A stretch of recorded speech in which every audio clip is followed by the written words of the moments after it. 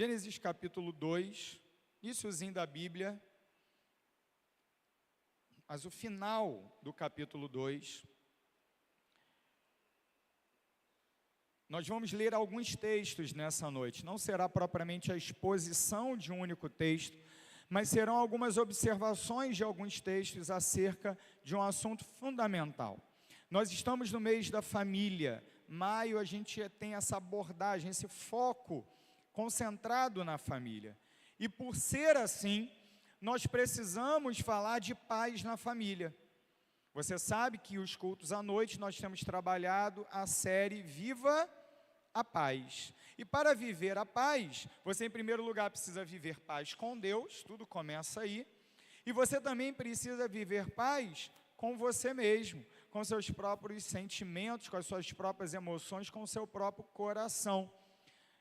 Já falamos sobre isso nos últimos domingos. E agora, olhando de forma mais detida a paz na família, eu quero começar falando sobre a paz no casamento. E nós vamos olhar alguns textos-chave sobre casamento na Escritura, de modo que nós possamos reforçar no nosso coração que o Senhor planejou a família, que começa e tem como sua base o casamento, e o Senhor planejou tudo isso para que nós vivamos em paz e no ambiente de crescimento e de prosperidade. Por isso o Senhor planejou a família, para isso o Senhor planejou o casamento. Mas alguma coisa aconteceu no meio do caminho, que distorceu esse plano de Deus. Mas Deus, na sua infinita misericórdia, providencia redenção para a família. E então nos dá princípios, a fim de nos guiar na nossa vida familiar, sobretudo no relacionamento marido e mulher, de modo a que nós possamos restaurar o plano ideal de Deus, que é paz para os nossos casamentos. Leamos então a palavra do Senhor, a partir do versículo 22 até o versículo 25 de Gênesis capítulo 2. Gênesis 2, 22 a 25. Diz assim a palavra do Senhor: E a costela que o Senhor Deus tomara ao homem, transformou-a numa mulher e lhe a trouxe. E disse o homem: Esta, afinal, é osso dos meus ossos e carne da minha carne. Chamar-se-á varoa, porquanto do varão foi tomada. Por isso, deixa o homem pai e mãe e se une à sua mulher, tornando-se os dois uma só carne. Ora, um e outro, o homem e sua mulher, estavam nus e não se envergonhavam. Palavra do Senhor, que Ele nos edifique através dela nessa noite. Amém?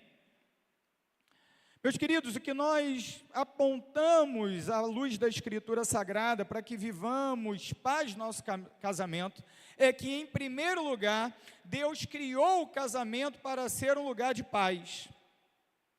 Aqui nós estamos no contexto do Antigo Testamento. E um dos temas teológicos mais importantes do Antigo Testamento é justamente esse tema, o tema da paz, da shalom.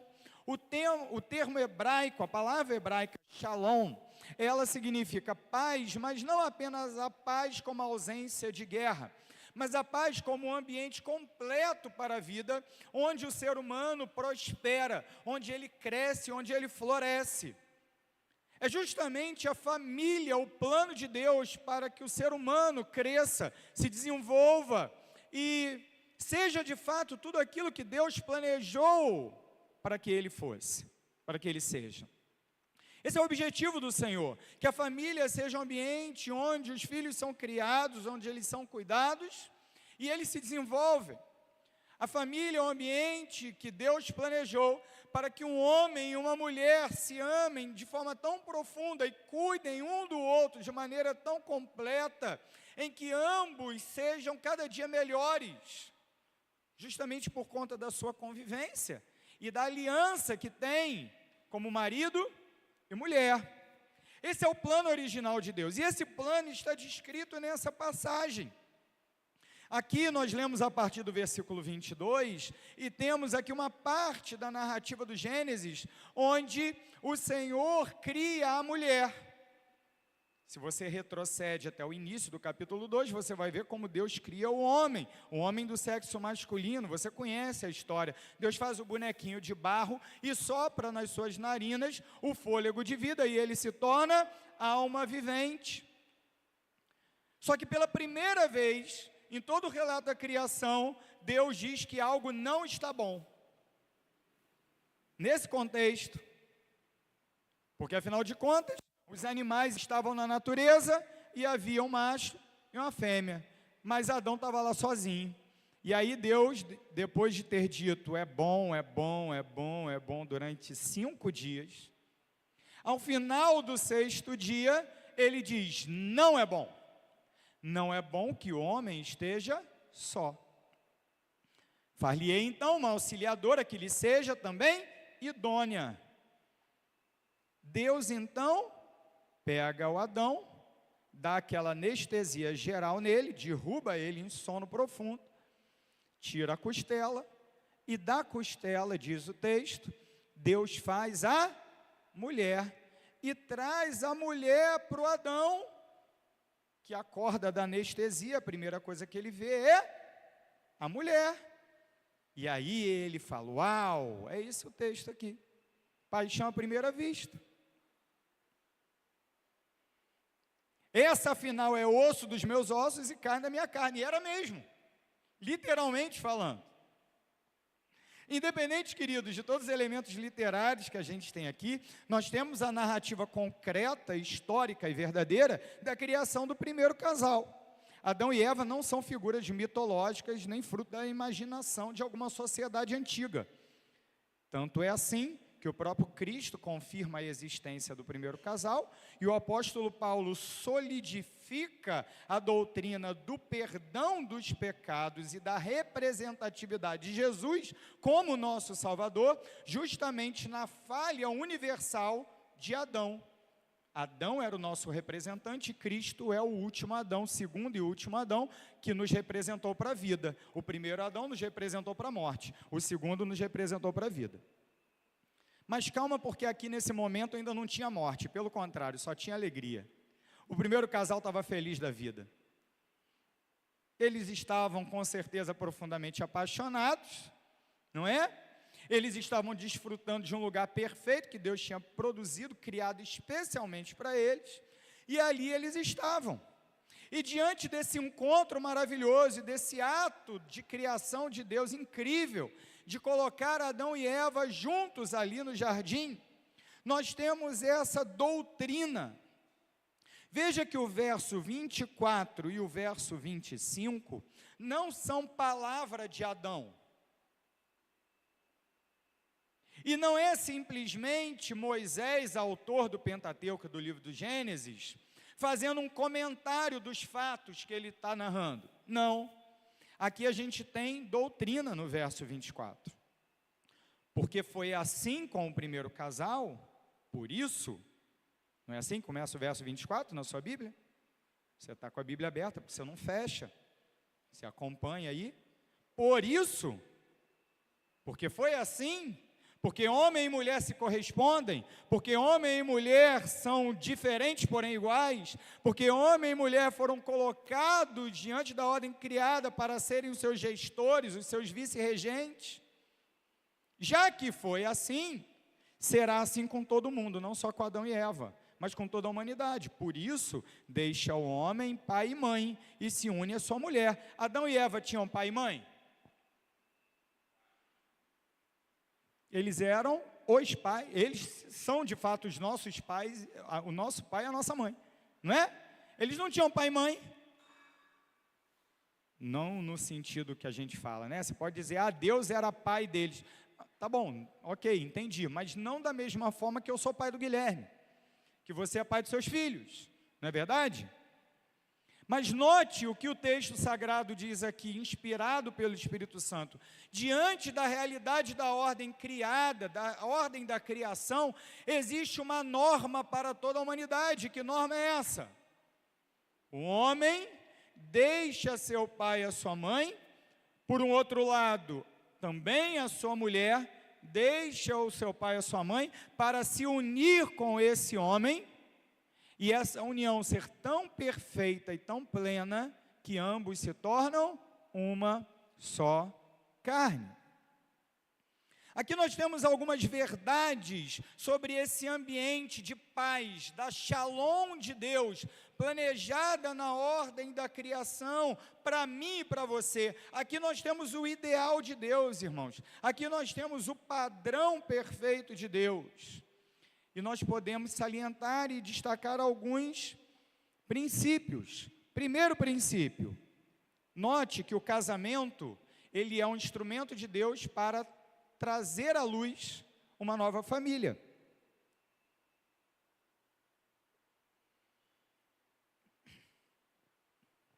Quando um homem se casa com a sua mulher, eles deixam a velha família e formam uma nova família. Evidentemente, isso não quer dizer que a gente vai renegar os nossos pais, que a gente vai se rebelar ou deixar de honrá-los, não é isso. Mas significa que não existe mais a relação primordial de submissão, de dependência entre um pai e um filho. Uma vez que eu me casei com a Josi, eu não estou mais sob a autoridade do meu pai, mas eu passo a constituir com a minha esposa uma nova família. Isso, naturalmente, queridos, envolve grandes responsabilidades, mas, ao mesmo tempo, enormes privilégios. Isso pareceu até o tio Ben, isso, né? Essa frase do tio Ben é bem bíblica, não está na Bíblia, não é? É importante destacar isso. Ontem o que teve de irmã lá dizendo que frases genéricas aí estão na Bíblia, não está no gibi, não é? Mas tinha algumas frases que o Anderson colocou que também me enganaram. Tá? Não está na Bíblia. Com grandes poderes vem grande responsabilidade. Não está, tá? Isso é lá do filme do quadrinho do Homem-Aranha. Mas é verdade. Deus deu grandes responsabilidades e também grandes privilégios para esse casal que forma uma nova família. Todos nós que somos casados aqui, principalmente conforme os anos vão avançando, nós podemos testemunhar que a vida conjugal ela é extremamente difícil, e só é difícil por causa do pecado, que daqui a pouco a gente vai ver como que atrapalha o casamento, o pecado. É muito difícil, mas também é muito boa. Eu não troco a minha vida casado com a Josi com a minha vida de solteiro com meu pai e minha mãe. Não troco, não. Estamos caminhando para o 20º ano, se o Senhor permitir, que vivamos até 7 de abril do ano que vem. Não é? Uma jornada de 19 anos completos. Em breve serão os 20, depois as bodas de prata, e a gente vai sonhando à frente. Se o Senhor nos permitir viver até lá, o Senhor Jesus não voltar para nos buscar, estaremos no mesmo lugar, unidos, casados, firmes na nossa família. Agora note outro princípio que nós podemos extrair dessa parte inicial do texto. Ao mesmo tempo que o casamento é o que dá início a uma nova família, o casamento, ele envolve necessariamente um reconhecimento social. O homem deixa por livre e espontânea vontade, de forma deliberada e pública, o seu pai e a sua mãe. Ele diz diante de todos: eu não sou mais solteiro, e se une à sua mulher. Evidentemente as mesmas coisas, o mesmo se exige da mulher. Há algumas pessoas, queridos, que fazem algumas afirmações muito perigosas, inclusive dentro da igreja. Ah, não, meu casamento não valeu porque não foi na igreja, porque não teve pastor, porque não teve bênção. Aqui tinha pastor? Aqui tinha bênção? Aqui tinha a ação de Deus? Direta? Aí o cara fala assim: não, eu posso romper esse casamento e eu posso me divorciar, porque a Bíblia diz que aquilo que Deus uniu, o homem não separe, não é? Mas aqui fala como Deus une um casal. quando ele, por livre e espontânea vontade, decide se unir à sua mulher e faz isso de forma pública, diante, aqui no texto, dos seus pais. Mas isso a gente pode estender e aplicar diante da sociedade. Então, o casamento necessariamente é uma união pública, com reconhecimento público. Ah, pastor, mas eu moro junto com a pessoa há 300 anos. Não é casamento. Não é equiparado ao casamento. Ah, mas tem a certidão de união estável. Não é casamento.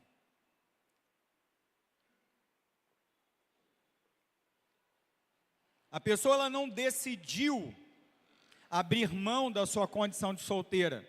Simplesmente, ela lavrou um documento para garantias patrimoniais. A Bíblia ela não está preocupada com contrato e nem com garantias patrimoniais em caso de separação. A Bíblia está preocupada com a união, não com a separação. E aqui a gente está falando do ideal de Deus. A paz que Deus providenciou e planejou para o casamento. Então, se um casal vive junto, mas ainda não se casou efetivamente, ele deve fazê-lo. Ou então, que vivam a sua vida de solteiro. É aquilo, né? As pessoas querem viver o bônus sem bancar o ônus. Não é por aí. É uma aliança tão profunda, tão perfeita, que ela deve ser feita à luz do dia, perante todos. Terceiro princípio que a gente destaca aqui: um homem e uma mulher. O casamento, ele deve ser monogâmico. Monogâmico, ou seja, não é um homem com várias mulheres, nem uma mulher com vários homens, e nem vários homens com várias mulheres. Hoje em dia a gente precisa falar isso, né? Precisa destacar isso. O ideal de Deus é esse. É uma aliança de fidelidade entre um homem e uma mulher. Outra coisa que nós também precisamos destacar é que o casamento, ele é necessariamente uma aliança heterossexual. Também precisamos destacar isso nos dias de hoje. Não é? Existe, é uma prática da nossa sociedade, o casamento efetivo, papel passado, o casamento homoafetivo. E evidentemente que nós respeitamos todas as pessoas e amamos todas as pessoas e queremos o bem de todas as pessoas, mas não abrimos mão do princípio da Escritura. Não há casamento entre dois homens e não há casamento entre duas mulheres, não diante de Deus. Note, então, que mesmo que um casal, ele se case sem igreja, sem fé cristã, sem reconhecimento nenhum de que Deus existe, mas ele se casa, um homem e uma mulher, que abrem mão da sua condição de solteiro, e que se unem de livre e espontânea vontade, e assumem um compromisso de fidelidade, isso é um casamento. Mesmo que não seja feito na igreja. Agora, se não for monogâmico, heterossexual, com reconhecimento da sociedade, isso não é um casamento. Aqui estão os princípios que Deus estabeleceu. E eu preciso perguntar para você, será que falta paz na sua casa e no seu casamento porque alguns desses princípios se quebrou? Ou porque você tem vivido de modo a quebrar algum desses princípios? Esse é o ideal de Deus. Mas você talvez olhe para a sua casa e fale: a minha casa não vive o ideal de Deus. Pelo contrário, a gente está longe disso. A verdade, queridos, é que quando nós lemos esse texto no Gênesis, nós estamos diante da boa, agradável e perfeita vontade de Deus para mim e para você enquanto casal casado. O texto é terminado, ele é concluído por Moisés, dizendo que homem e mulher estavam nus e não se envergonhavam. Quantas coisas que ainda fazem com que nós sintamos vergonha, inclusive dentro do ambiente da nossa própria casa. Não estou falando para você ficar andando pelado direto na sua casa não, tá, irmãos? Claro que não. Mas o que você ainda esconde da sua mulher? O que você esconde do seu marido? O que vocês não trabalham para que haja uma unidade? O que vocês ainda vivem em constante disputa? Quais são os pecados que ainda encontram lugar na sua casa, que fazem com que você não viva o ideal de Deus?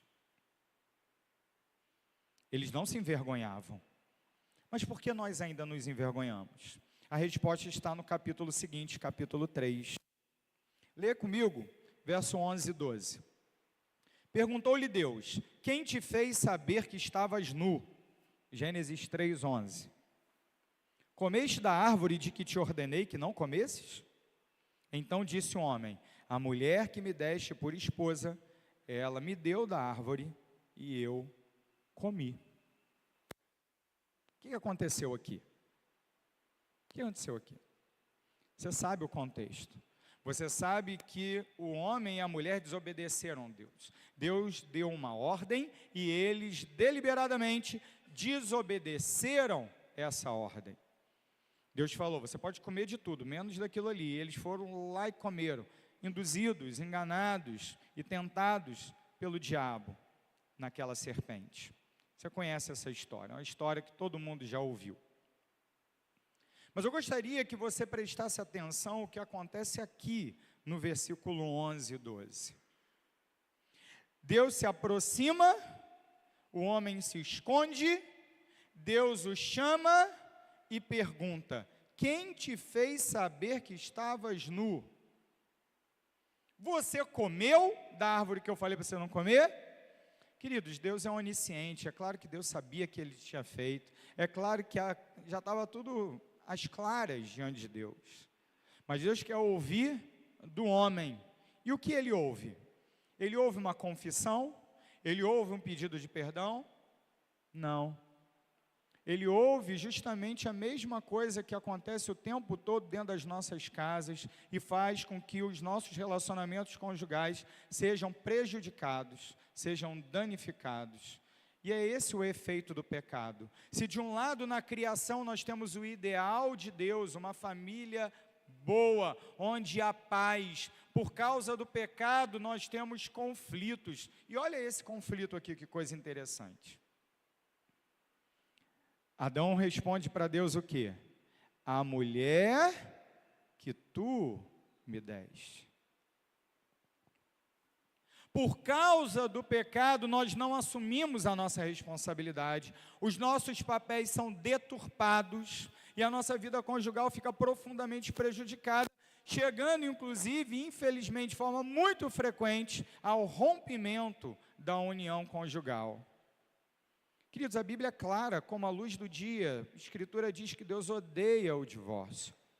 Ainda que saibamos que existam circunstâncias onde o divórcio ele é permitido, a verdade é que há uma grande diferença entre a permissão e o desejo de Deus.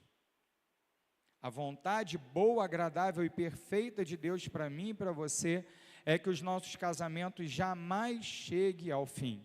Mas, infelizmente, às vezes, isso acontece na vida de algumas pessoas. Por que acontece? Por causa do pecado. Por que acontece? Por causa da dureza do vosso coração, disse Jesus. Agora, tudo começa quando há ruptura entre o relacionamento do homem e da mulher. Por causa do nosso pecado, por causa do pecado que habita no nosso coração, eu e você fazemos ainda hoje, frequentemente, a mesma coisa que Adão fez aqui. Deus, a mulher que está aqui do meu lado, o problema é ela.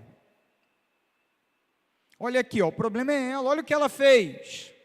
E outra coisa, ó, essa mulher aí foi o Senhor que me deu. E as mulheres fazem a mesma coisa. Deus, olha que traste miserável que o Senhor me deu. E agora é isso aí, ó.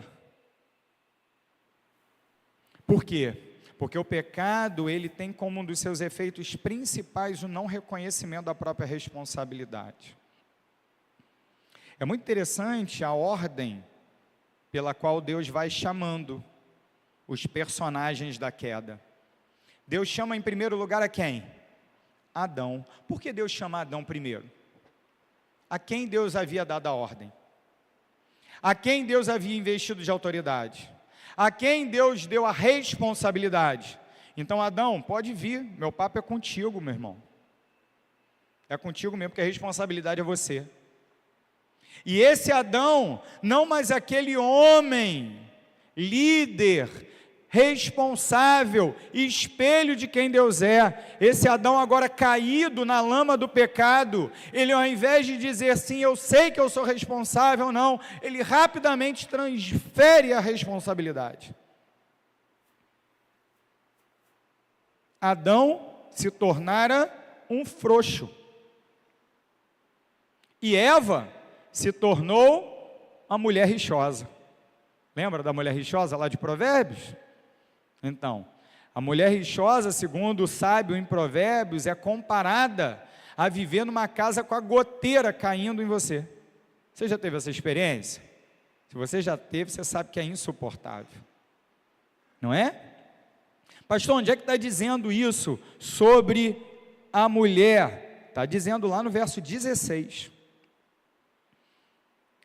Ao entregar a maldição da mulher, Deus diz o seguinte: multiplicarei sobremodo os sofrimentos da tua gravidez, em meio de dores darás à luz filhos, o teu desejo será para o teu marido, e ele te governará. E eu quero destacar especialmente essa parte final aqui.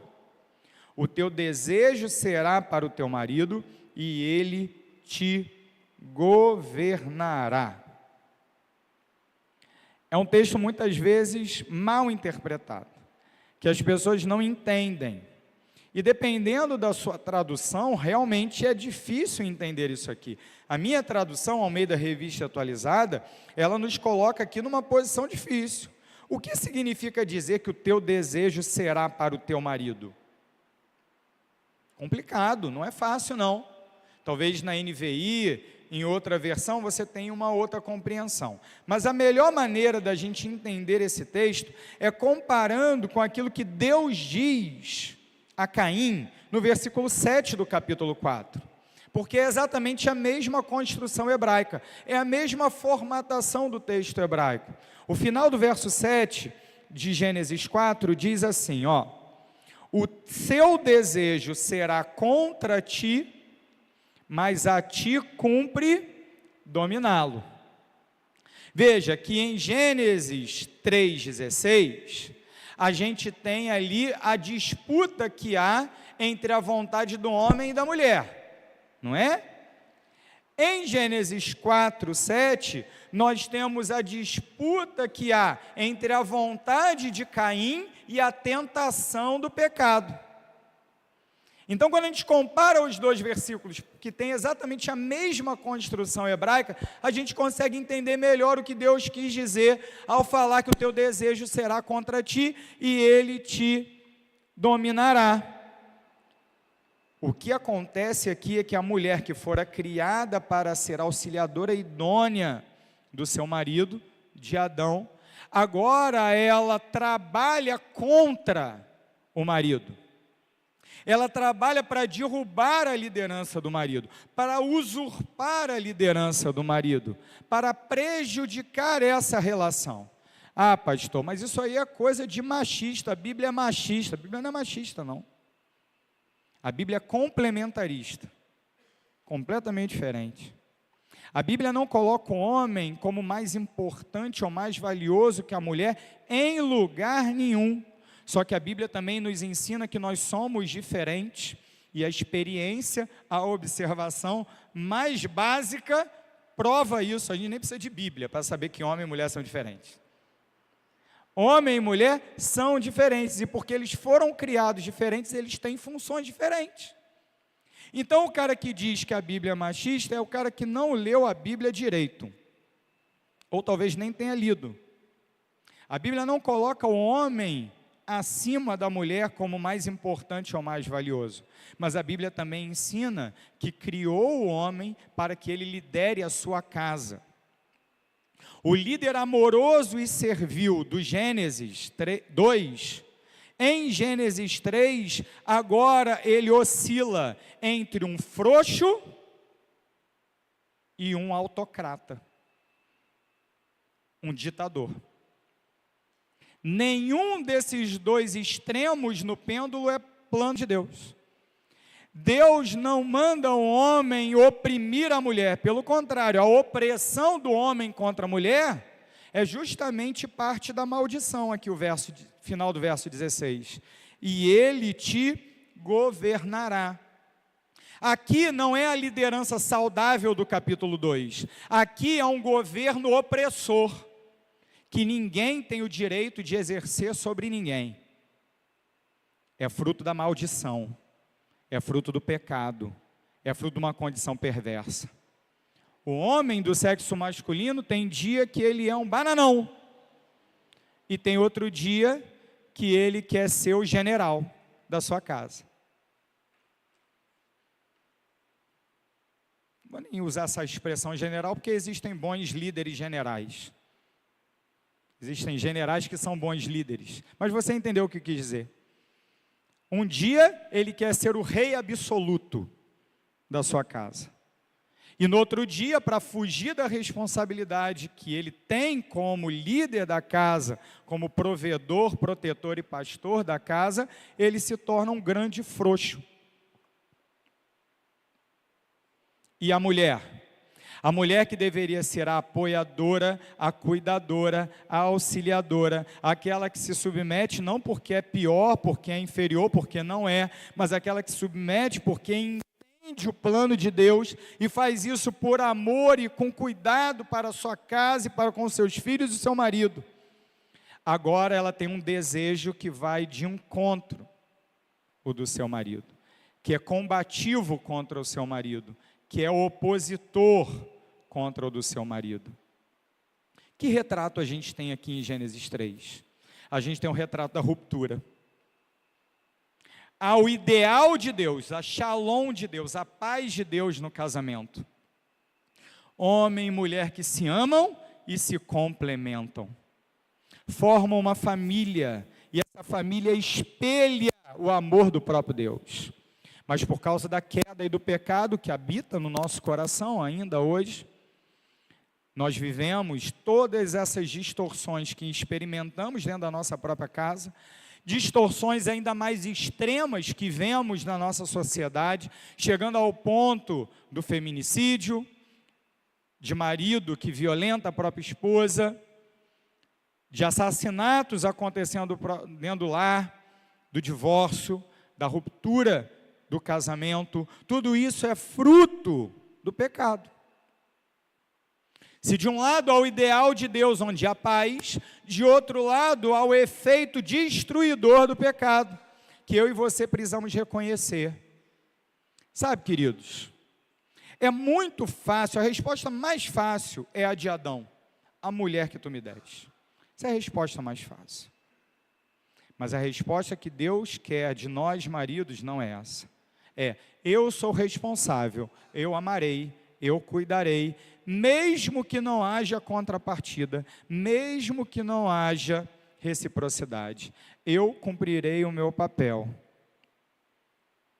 De outro lado, a mulher, a esposa, ela precisa também reconhecer os momentos em que ela, de maneira ilegítima, se rebela contra a boa liderança do seu marido. A liderança que é exercida com base no serviço, no amor e no cuidado. Quando isso acontece, a harmonia do lar se desfaz. E onde deveria haver paz, há guerra. onde deveria haver a shalom de Deus, aquela casa se torna um grande campo de batalha. Esse é o cenário que todos nós experimentamos hoje. A pergunta é: estamos então perdidos? Não tem como resolver esse problema? Avance para o Novo Testamento, por favor. Carta de Paulo aos Efésios, capítulo 5. A partir do versículo 31 até o versículo 33. Efésios 5, 31 a 33. Eis porque deixará o homem a seu pai e a sua mãe, e se unirá à sua mulher, e se tornarão os dois uma só carne. Ué, pastor, eu já conheço esse texto. A gente acabou de ler. De fato, a gente acabou de ler em Gênesis 2. Paulo está citando Gênesis, mas preste atenção na interpretação que ele dá do texto do Antigo Testamento. Grande é este mistério, mas eu me refiro a Cristo e à igreja. Não obstante, vós, cada um de per si, também ame a própria esposa como a si mesmo, e a esposa respeite ao marido. O que o apóstolo Paulo nos ensina aqui? Nos ensina que aquele ideal de Deus revelado lá no texto de Gênesis, ele ainda é um ideal possível. Como? Através da força do nosso braço, do nosso esforço, da nossa disciplina? Não. Não há nada que nós possamos fazer que vá nos tornar o marido ideal, a esposa ideal. Nós não conseguimos. O Ministério de Famílias acertadamente escolheu esse final ali, do tema. Por causa do pecado, nossas famílias experimentam tempos difíceis. Nosso casamento passa por crises. Nós enfrentamos grandes desafios na vida conjugal. A realidade é que se você conversa com a pessoa, com o casal, que está há mais tempo casado aqui nesse recinto, ele vai ter sim história de muita bênção, mas também vai ter história de muito problema, de muita dificuldade. Muita dificuldade. E você sabe, se você é casado, você sabe do que eu estou falando. E se você não é casado ainda, saiba que isso também vai acontecer e vai te visitar. Qual é a solução? Você se esforçar mais, comprar um livro novo de autoajuda, fazer um monte de terapia. É essa a solução? Será? Não é. Não é essa a solução. A solução é nos voltarmos para o Evangelho. Note que o texto, ele em primeiro lugar, revisa os princípios do Antigo Testamento para o casamento. Ele cita Gênesis capítulo 2, versículo 24, no versículo 31, é uma citação literal. Logo depois, ele mostra qual é o verdadeiro casamento. E qual é o verdadeiro casamento? Não é o meu e da Josi, não é o seu e da sua esposa. Aqui temos vários casais casados. Não. O nosso casamento, na verdade, ele só encontrará redenção se eu e você compreendermos a nossa união conjugal como sendo uma expressão da verdadeira união, do verdadeiro casamento, que é a união entre Cristo e a sua igreja. Isso é algo que você deve atentar. Quer ver algumas coisas que o crente erra? O casamento, ele deve ser eterno, sim ou não? Prova do concurso aqui, certo ou errado? Sim ou não? O casamento deve ser eterno, sim ou não? Quem vota no sim, levanta a mão. Quem vota no não, levanta a mão. Quem não sabe, está esperando o pastor dizer. Tem um monte de abstenção aqui. O nosso casamento não é eterno. Ele deve durar até a morte de um ou outro. E note, um ou outro, tá? Porque o viúvo se casa legitimamente, a viúva se casa legitimamente, ok? Então, até a morte ou até o retorno glorioso do nosso Salvador. Se Jesus voltar agora, os nossos casamentos todos acabam, instantaneamente. Ah, pastor, mas eu pensei que eu ia para sempre lá no céu, ficar com a minha querida e amada esposa. Talvez você até ache isso uma boa ideia, mas o Senhor Jesus ensina que não é assim, né? Discutindo com os saduceus, ele explica claramente que lá no céu seremos como os anjos que não se casam, não se dão em casamento. Jesus, ele dá essa resposta depois daquela pegadinha que os saduceus tentam armar para ele, né? A mulher casou com o irmão mais velho morreu, aí se casou com outro irmão, então, a viúva negra, né? Foi matando todos os irmãos, não é? E porque tinha a lei do levirato, os irmãos tinham que ir assumindo essa bronca aí, né? Eu fico imaginando, se essa história fosse verdadeira, o próximo da fila, não é? Porque diz que esse homem tinha 7 irmãos. Então ela se casou com todos os 7 irmãos e no final morreu também a mulher. Aí a pegadinha dos saduceus para Jesus qual é? Lá na ressurreição, porque eles não acreditavam na ressurreição. Eles achavam que ressurreição não existe, né? Então eles chegavam e perguntaram para Jesus, na ressurreição, de quem ela será esposa? Qual a resposta de Jesus? O meu povo erra porque não conhece as Escrituras, nem o poder de Deus. Na ressurreição, seremos como os anjos que não se casam, serão como os anjos que não se casam e não se dão em casamento.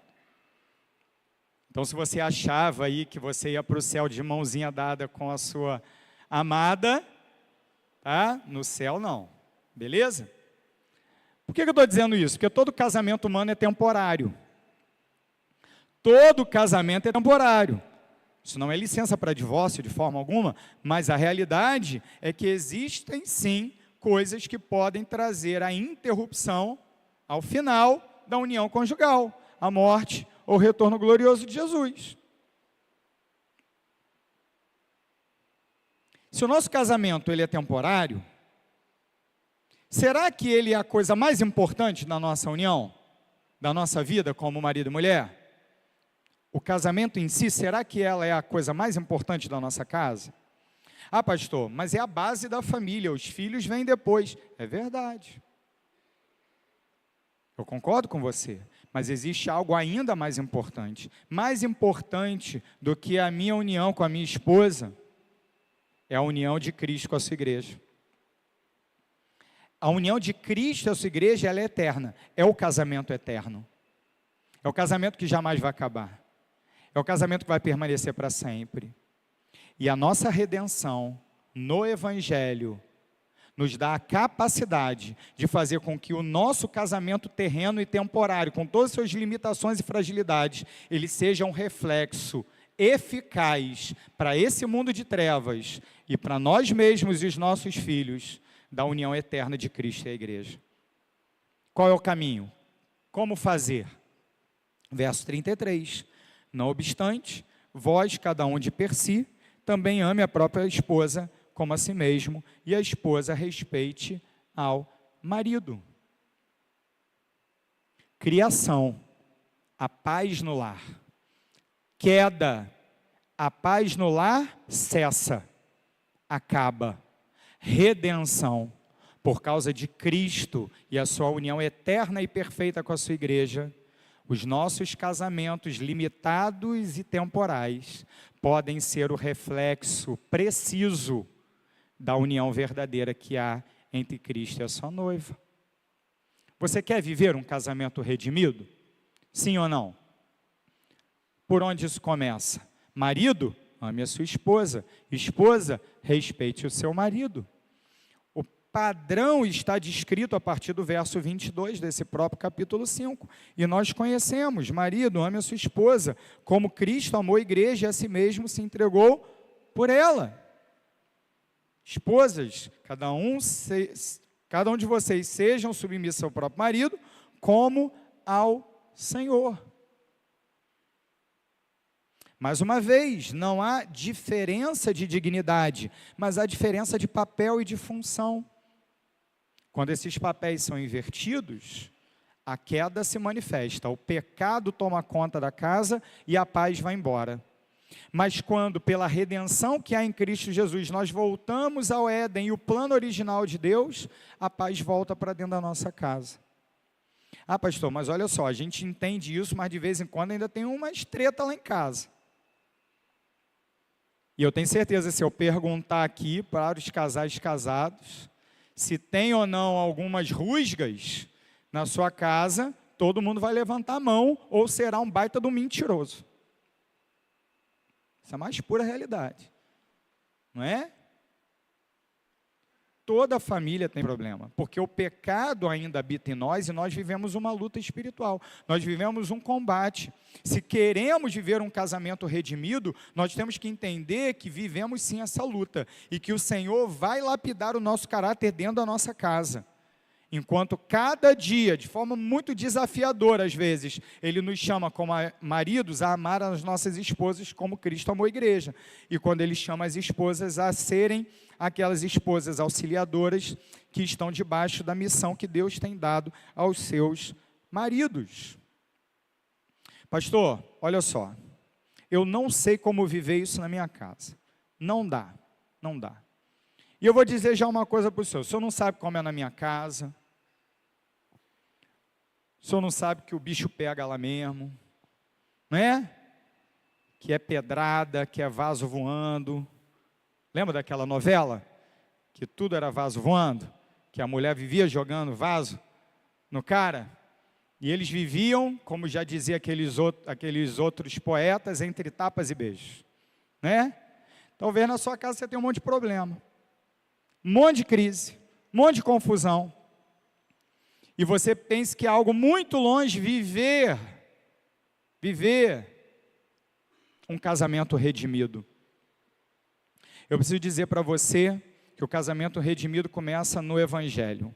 Você precisa reconhecer que é no poder de Deus que as coisas vão mudar na sua casa, não no teu poder. Você não se salvou a si mesmo, ninguém consegue ir para o céu sozinho.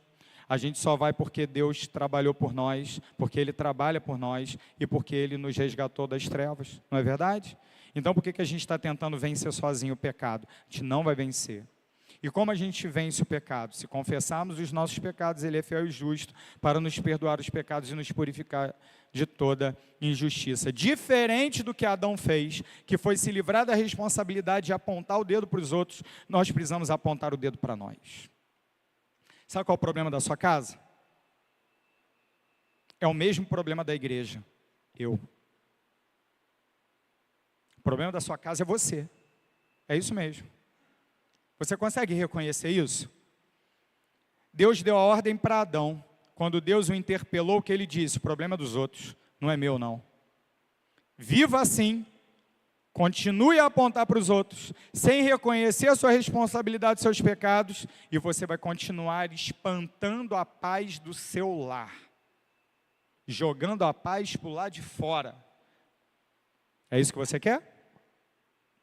Se é isso que você quer, é só continuar pecando, é só continuar vivendo o pecado, independente de qual pecado seja, independente de qual situação seja. Ah, pastor, olha só, a minha casa, ela foi maculada pelo adultério. Eu preciso dizer para você que há esperança. Eu preciso dizer para você que a redenção que há em Cristo Jesus e o casamento perfeito entre Cristo e a sua igreja é suficiente para reatar aquilo que esse pecado terrível quebrou. Como começa? Cada um assumindo a sua responsabilidade.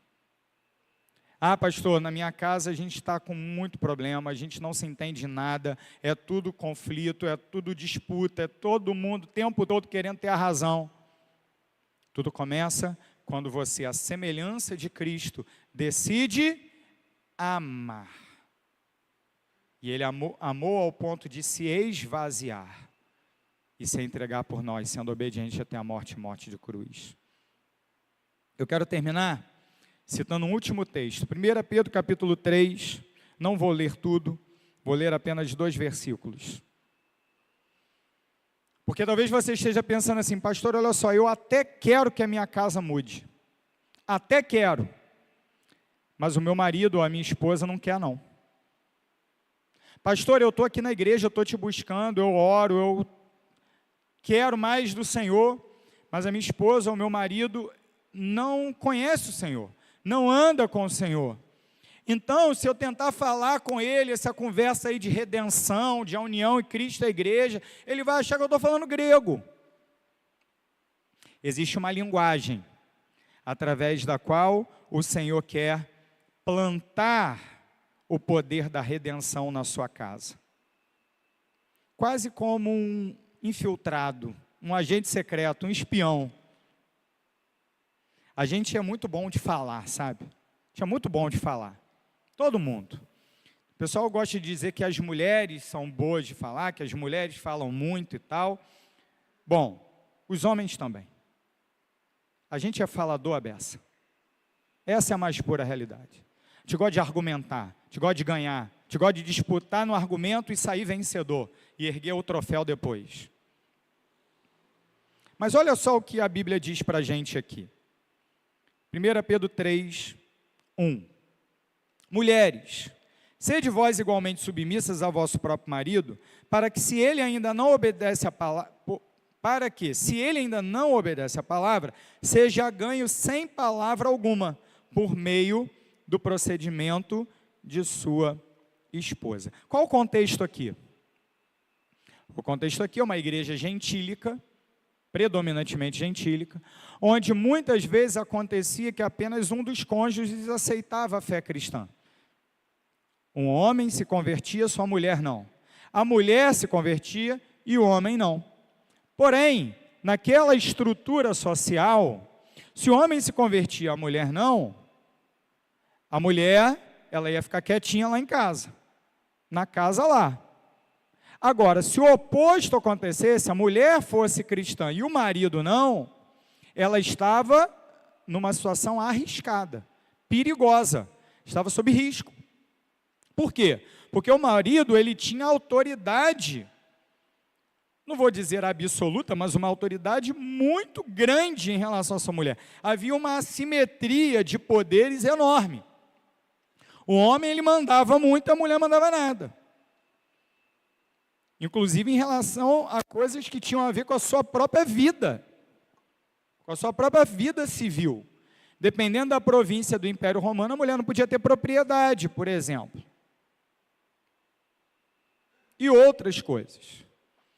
O motivo para gerar o término de um casamento, no ambiente greco-romano, tá? Não estou falando do ambiente judaico, não. Só podia partir do homem, não podia partir da mulher. Então havia uma série de questões ali que colocavam a mulher numa grande dificuldade. E nesse contexto, a Bíblia diz o quê? Sejam submissas. Ele inventou esse negócio de ser submissa? Pedro inventou isso aqui? De quem que ele tinha ouvido? De Jesus. O texto dele é posterior ao texto de Paulo, já tinha lido isso no texto de Paulo. E no Antigo Testamento, né? Ele não inventa. O que ele está querendo dizer aqui não é mais um reforço. Por favor, esqueça essa história de que a mulher é diminuída na Bíblia, ela não é. O que ele está dizendo aqui é simplesmente o seguinte: seja exemplar, mulher. Seja uma crente exemplar. Fale menos e faça mais, porque o teu marido não crente, ele vai conhecer a Jesus dessa maneira. Mas vamos lá, é assim que a gente tenta? Não. Não, a gente tenta pela argumentação, a gente tenta levantando a voz, a gente tenta tentando enfiar a goela abaixo aquilo que a gente pensa. É ou não é? É. É isso que acontece. Sabe, queridos, quando a gente está numa condição no nosso casamento em que a outra parte não quer a restauração, não quer a redenção, não quer viver o ideal de Deus, sabe o que a gente tem que fazer? A gente tem que viver.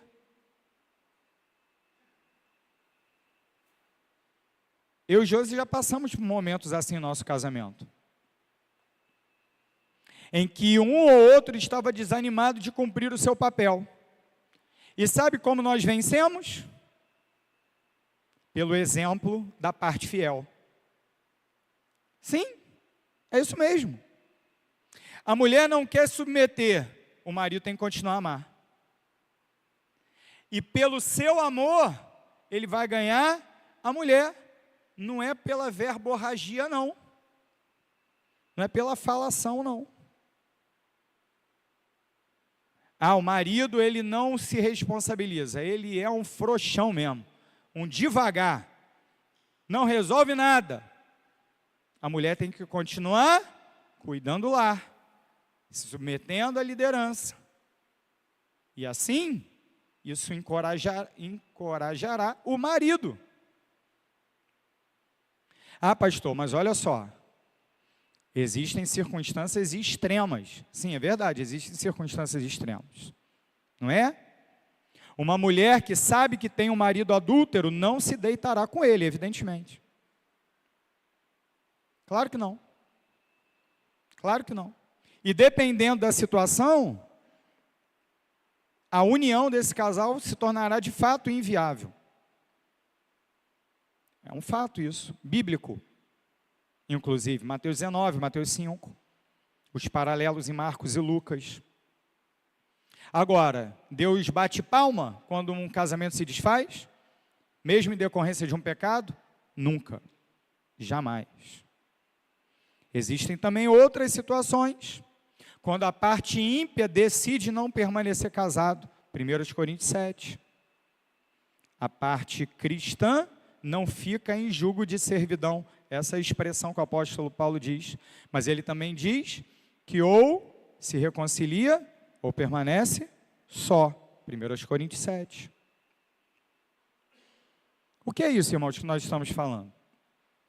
Nós estamos falando que a Bíblia nos traz princípios muito claros com relação aos limites do investimento de energia, tempo que nós empregamos para tentar restaurar um casamento com a graça de Deus quando a outra parte não tem interesse. Pastor, quanto tempo? Queridos, eu já vi coisas assim impressionantes. 20 anos, 25 anos. E Deus restaurou. Pastor, é tanto tempo assim? É claro que a gente quer para amanhã. É claro.